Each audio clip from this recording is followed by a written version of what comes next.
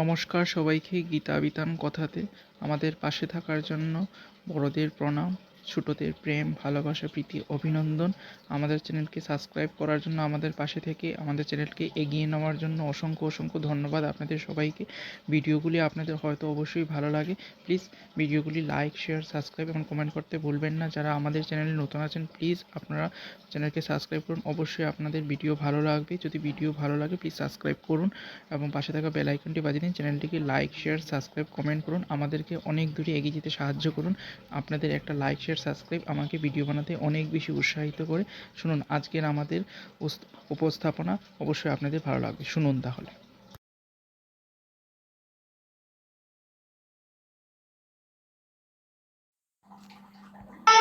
পরিচ্ছন্নতা। বর্তমানের এই প্রজন্ম আগের প্রজন্মের এই যে অতি শুদ্ধতার অভ্যেস ছিল তা নিয়ে ঠাট্টা করে, তাকে মূর্খতা মনে করে। বুঝতেই পারে না কেন। আমাদের মা, ঠাকুমা, দিদিমা এদের দেখেছি সকালে উঠে সবার আগে স্নান করেন। কেন? বুঝতেই পারে না।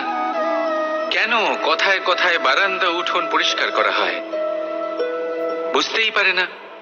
অনেক মানুষজন এটাকে ধার্মিক এবং অন্ধবিশ্বাস বলে, কিন্তু যদি আমি আপনাকে সত্যি কথা বলি, প্রত্যেক ধর্ম বিজ্ঞানসম্মত। প্রত্যেক কাজের পেছনে বৈজ্ঞানিক সত্যতা লুকিয়ে রয়েছে, কিন্তু প্রত্যেক মানুষ সেই নিয়ে কতটা ভাবেন, কতটা বোঝেন আর কি পদক্ষেপ নেন তা হলো আলাদা এবং অত্যন্ত গুরুত্বপূর্ণ, কিন্তু তা হলো বিজ্ঞানসম্মত। আজও যখন আমি আগে বাড়ি যাই, মা সবার আগে আমার হাত পা ধুয়ে দেন, তারপর সবকিছু। তাই আপনি পরিচ্ছন্ন থাকুন, তাহলে আপনি সুস্থ থাকবেন। তখনই আপনার মনে ভক্তিভাব আসবে, তখনই এই সমগ্র সংসারকে সামলানোর শক্তি অর্জন করতে পারবেন। তাহলে পরিচ্ছন্ন থাকুন, সব ভালো থাকবে। রাধা রাধা।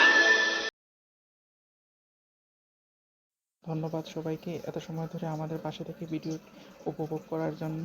যারা আমাদের চ্যানেলে নতুন আছেন তারা প্লিজ চ্যানেলটিকে সাবস্ক্রাইব করুন, পাশে থাকা বেল আইকনটি বাজিয়ে দিন। প্রত্যহ আমরা চ্যানেলে ভিডিও আপলোড করি এবং এমন ভক্তি সংক্রান্ত ভিডিও আরও পেতে চ্যানেলটিকে লাইক, শেয়ার, সাবস্ক্রাইব করে ভরিয়ে দিন। অসংখ্য ধন্যবাদ আপনাদেরকে। আপনারা বলছি প্লিজ ডু সাবস্ক্রাইব।